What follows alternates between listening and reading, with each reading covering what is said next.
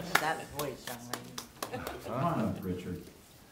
The Reverend Richard.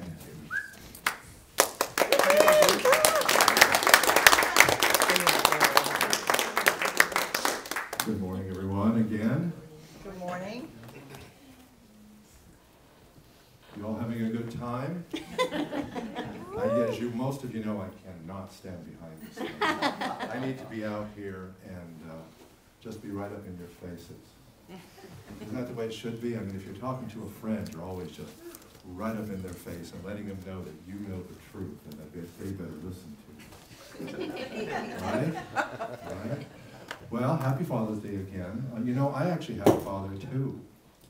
I really did. I didn't just spring from my mother's head full of clothes. As Medusa or Medea or one of those supposedly did. Athena! Whoever it was. One of them did. One of them. I knew somebody in the group would know who it was.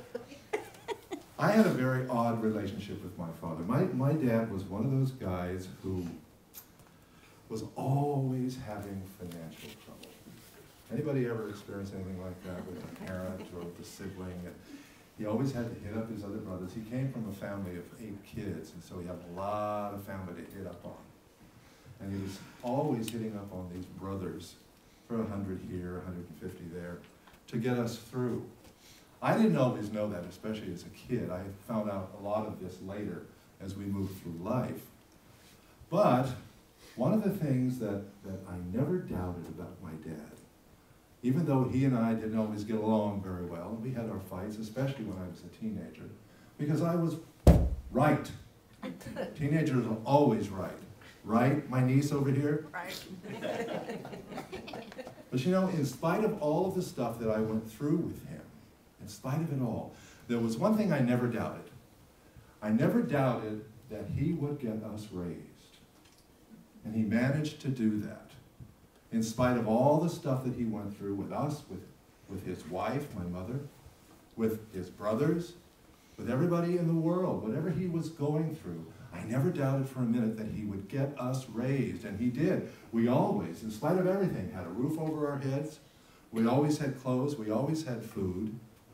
Even little extras once in a while. He managed to find a TV in the mid-50s, and we got a phone, and had a camera or two, and I got a record player, and had those old 45s. Remember those? Anybody old enough to remember 45? Yeah. Okay. I should have seen every hand in the room go up except for these 2 little ones.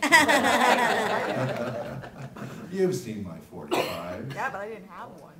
So at any rate, the point of this is that at the point of whether or not he would get us raised, I never had any doubt.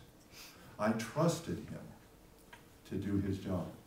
I trusted him. And it wasn't a matter of hoping. I didn't hope he would get us through it. I never doubted it for a second. Even though I would yell at him sometimes and he would yell at me and we'd flop around on the floor. But I never doubted that he would get us raised, and he did, because I'm standing here in front of you, a product of his raising. He and my mother together, of course, but he came from that era where he had to do the work. Mother was a stay-at-home mother, and he went out and did his best to make sure his family was taken care of. I never doubted him. I always trusted him. He gave me reason to, not because he and I got along so well, but by his actions. He never suggested for a second that he was ever going to abandon his family. Did he? Ever. Speaking of family, my brother is here visiting from Florida, Al. And my sister-in-law, Linda. And their daughter, Lorraine. Who, by the way, just this past Friday, graduated, got her degree from the Portland Institute of Art.